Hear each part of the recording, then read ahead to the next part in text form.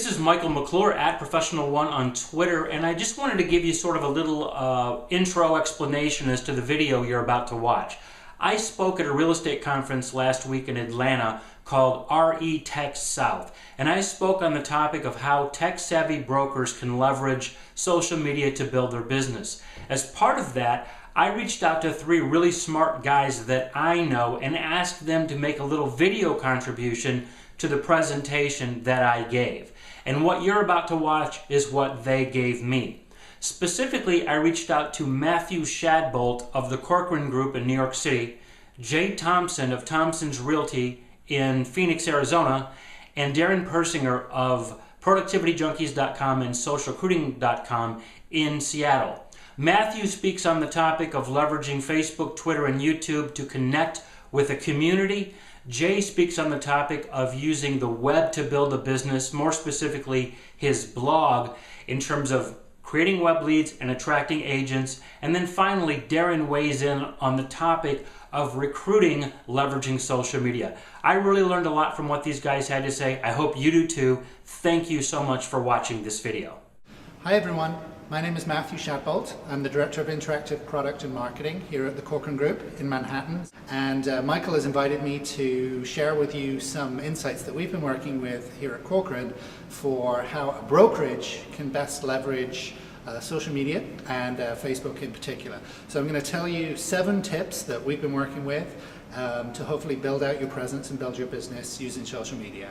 The main thing that we really focus on is to really understand what the community that you are working with enjoys most online. And thinking outside of the real estate vertical is very, very crucial to working with anything in social media, I think. The second thing is to think about celebrating the spirit and the culture of the particular neighborhood that you're working in. Being honest and transparent and really sort of celebrating that idea of what it's like to live there has been very, very powerful thing for us. Third thing is to post, think about how you're posting. We post probably about 25% original content. The other 75 is curated from elsewhere on the web. In terms of actually engaging with people, we hear a lot about engagement. I have a philosophy which is echoed elsewhere online that there really should be no interaction left behind. Anybody that comments or likes anything, you should absolutely thank them. You should try to get into a conversation with them.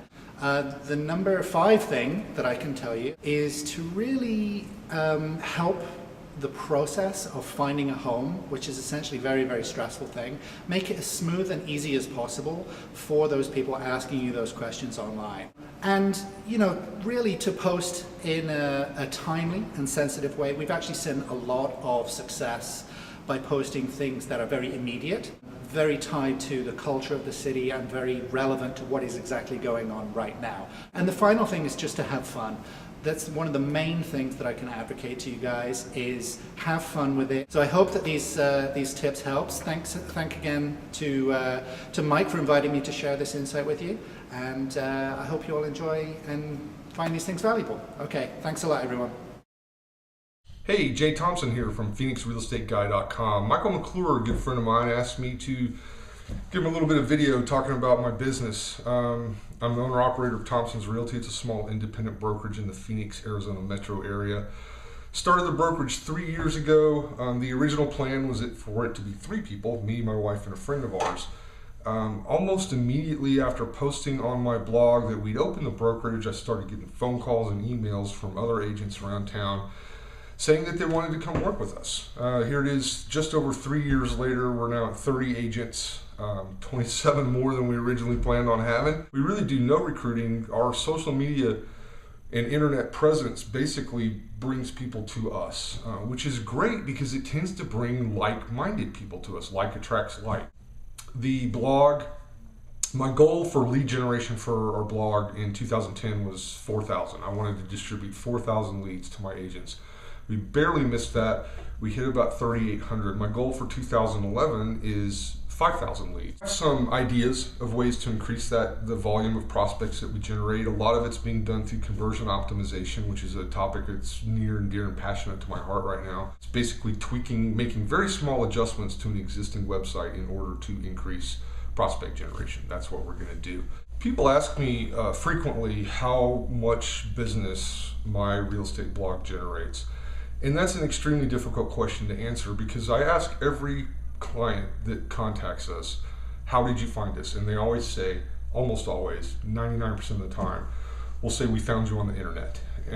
But it's very easy for me to say that my internet presence generates all of our business, with the exception of past clients, referrals, although most of the referrals come because of my internet social media presence.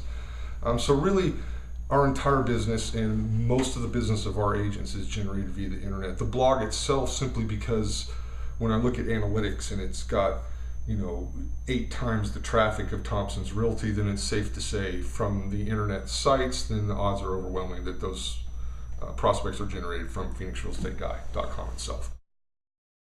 Hey, what's up there? Thank you, Michael, for having me. I'm Darren Persinger, founder of Productivity Junkies and SocialCruiting.com. And Michael's asked me to share with you guys basically how do I approach recruiting and social media. And here's the first thing you guys have to know. The greatest gift that you have for your brokerage in regards to recruiting that we've ever had in this industry. And when I look at using social media and recruiting, there's 6 principles that I kind of break it down on talking to clients or talking to crowds about. So the first one is stop spamming. If you didn't get permission to email somebody something, a recruit, an agent at another office, you have to stop that. Number 2, start engaging. Start connecting, start engaging with the recruits that you want to connect with. They're online, they're somewhere. And if they're not, you don't want them. Number 3, share online. And you have to become the authority in your local market so that when agents need questions, whatever it is, they think of you first before they think of their own broker. Number 4, take all that stuff offline. And a nice simple way to do this, handwritten note. Works every time, promise you. Number 5, look to connect in real life then.